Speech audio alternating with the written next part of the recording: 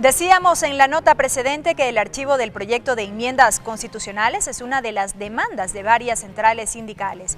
Por el contrario, hay sectores como la Central Unitaria de Trabajadores o el Parlamento Laboral Ecuatoriano que han optado por el diálogo con el gobierno y la Asamblea. A esta hora, cuando queda poco tiempo para que se defina el futuro de las enmiendas, ¿existen ya resultados concretos de dichos encuentros? Lo evaluamos con nuestro siguiente invitado. Jaime Arciniega, dirigente sindical, expresidente de la Central Ecuatoriana de Organizaciones Sindicales Libres CEOLS, presidente de la Confederación Sindical de Trabajadores del Ecuador, miembro del Parlamento Laboral Ecuatoriano. Bienvenido a Jaime Arciniega, qué gusto. Muchísimas gracias por la invitación, a la orden. ¿Hay o no avances concretos? Estamos a portas que la Comisión Ocasional de Enmiendas comience a elaborar el informe para segundo debate, pero sobre este tema de los trabajadores se han dado conversaciones, negociaciones, ¿y hay acuerdos en términos concretos? Sin duda alguna. Hemos tenido la posibilidad, luego del llamado del señor presidente y de la señora presidenta de la Asamblea Nacional, para constituir o conformar la subcomisión, que a su vez deviene también de la Comisión de Derechos de los Trabajadores, cuyo presidente es el asambleísta Fausto Cayambe. Y habíamos señalado la importancia que tiene el diálogo, que se enmarca fundamentalmente en el trabajo que viene realizando la Organización Internacional del Trabajo, que respecto de temas laborales en particular, tiene que ser el diálogo aquello que nos llegue entonces a buscar acuerdos. No obstante, de las iniciales, diría, lecturas de lo que se tenía respecto de las enmiendas, han habido avances importantes. Por ejemplo, el hecho de haber llegado a un acuerdo en la subcomisión de solicitar al señor presidente de la República la ratificación de los convenios 151 y 154, que guardan relación al derecho de negociación colectiva en el sector público.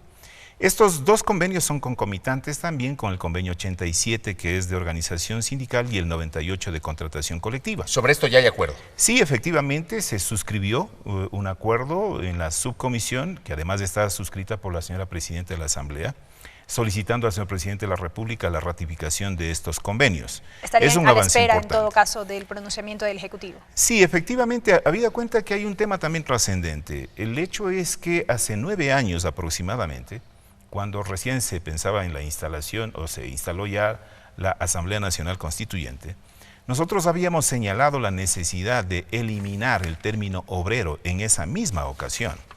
Y han debido pasar cerca de 9 años para que ahora la comisión, esta subcomisión en este caso, recogiendo el espíritu que plantea la Organización Internacional del Trabajo, es decir, desechar aquellos términos que ya no están en uso, porque el término obrero obedecía a otro momento. El obrero era aquel que realizaba una labor por obra y se le pagaba por esa obra realizada. En los actuales momentos, el término genérico en el mundo es trabajador. Y por lo tanto, nosotros consideramos que en la enmienda que se plantea respecto de eliminar el tercer inciso del artículo 229, que hace relación los obreros estarán amparados por el Código de Trabajo, dijimos que es correcto. ¿Por qué? Porque ya utilizando el término trabajador como genérico, debe eliminarse el término obrero y por lo tanto también debería conceptualizarse al trabajador del sector público. Esto implica también a los servidores, que anteriormente se llamaban empleados, ahora servidores. Bajo el nuevo concepto de trabajador, entonces, todos estarían dentro del marco de trabajadores del sector público con derechos. Y ese ha sido un tema también trascendente de acuerdo en la comisión de conceptualizar entonces como trabajadores.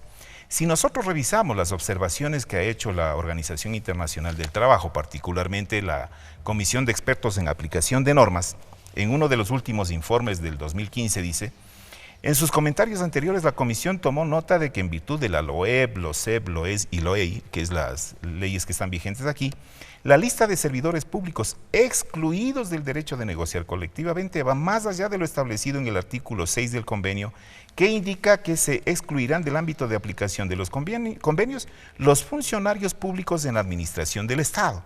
¿Quiénes son ellos? Ministros, viceministros, subsecretarios. Los que están en el nivel jerárquico superior. Y que toman decisiones, efectivamente. ¿Y qué más dice la comisión al final? A este respecto, la Comisión recuerda que para dar aplicación al artículo 6 del convenio, es conveniente establecer una distinción entre, por un lado, los funcionarios que cumplen actividades propias de administración del Estado. Por ejemplo, en algunos países dice funcionarios de los ministerios y demás organismos gubernamentales comparables, así como sus auxiliares, se refieren a asesores, consultores, en fin. Quienes, dice, pueden quedar excluidos del ámbito de aplicación del convenio y, por otro lado, todas las demás personas empleadas por el gobierno y empresas públicas deben disfrutar de aquello. Parece que no había la suficiente información respecto de los contenidos de los convenios y además tampoco de los informes de la Comisión de Expertos. Y ustedes conocen también que en este mismo año, entre febrero y marzo, estuvo una misión de alto nivel de la Organización Internacional de Trabajo. El país se reunió con autoridades y también con centrales sindicales. Efectivamente, estuvo la directora de la Comisión de Libertad Sindical de la Organización Internacional del Trabajo, en cuyo informe nuevamente relata que los trabajadores en el sector público están siendo discriminados de estos derechos y se está refiriendo a los ahora servidores públicos y por lo tanto también la restricción en cuanto a la negociación colectiva en este sector. Entonces, cuando leemos esos informes, tanto de la Comisión de Expertos cuanto de la misión, y analizado al interior, pues lo que dijimos es, nosotros estamos de acuerdo con que en la enmienda se elimine el término obreros y pasemos a trabajadores. Y con relación al artículo 326, numeral 16, que igualmente excluye a los obreros, ¿no?, que estarán amparados por el Código del Trabajo. Nosotros en principio dijimos, si la intención del gobierno es tener a sus trabajadores del sector público en un solo régimen, dijimos deberían ir al Código del Trabajo porque la legislación está establecida y entonces abrir dos libros, uno para el sector privado y otro para el sector público. Entiendo que eso está negado. Sí, lamentablemente. O sea, se va a mantener la ley del servicio público. Ahí la salida, le pregunto, señora Arciniega, ¿sería reformar la ley del servicio público? ¿Esa sería la alternativa? Sí, seguro que sí. O sea, a ver, para no perdernos, se aprobaría la enmienda, pero se reformaría la ley orgánica del servicio público. Esa sería la idea. Sí, con un plazo de 120 días, tal como está establecido en la disposición transitoria. ¿Y cuál fue entonces nuestra propuesta? Recogiendo, obviamente, lo que dice el propio numeral 16 del artículo 326. ¿Qué dice actualmente? En las instituciones del Estado y en las entidades de derecho privado en las que haya participación mayoritaria de recursos públicos, quienes cumplan actividades de representación, directivas, administrativas y demás servidores públicos, se sujetarán a las leyes que regulan la administración pública. Y luego venían los obreros, estarán amparados por el Código de Trabajo, que efectivamente nosotros estamos de acuerdo que se saque, pero bajo este régimen, las y los trabajadores del sector público tendrán derecho a la organización para la defensa de sus derechos. Y esto implica que hay que reconocer también los distintos numerales que del 326 de la Constitución establece, que por ejemplo sobre la progresividad de los derechos y no la regresividad, que está prohibida por la Constitución. Y en los diálogos que hemos mantenido, y la señora Presidenta ha sido muy enfática en esto, no se permitirá o no se admitirá ninguna reducción de los derechos, sino más bien tiene que ser de carácter progresivo.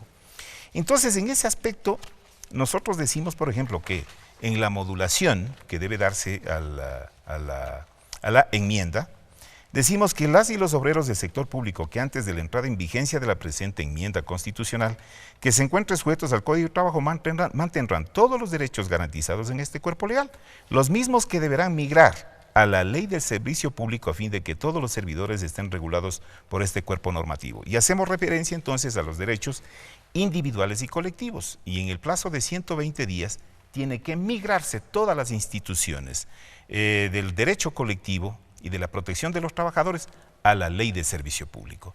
Hasta ahí estamos, por supuesto, esto conoce la señora Presidenta de la Asamblea, la subcomisión y la Presidenta de la Comisión de Derechos de los Trabajadores, que también ha estado en esos diálogos.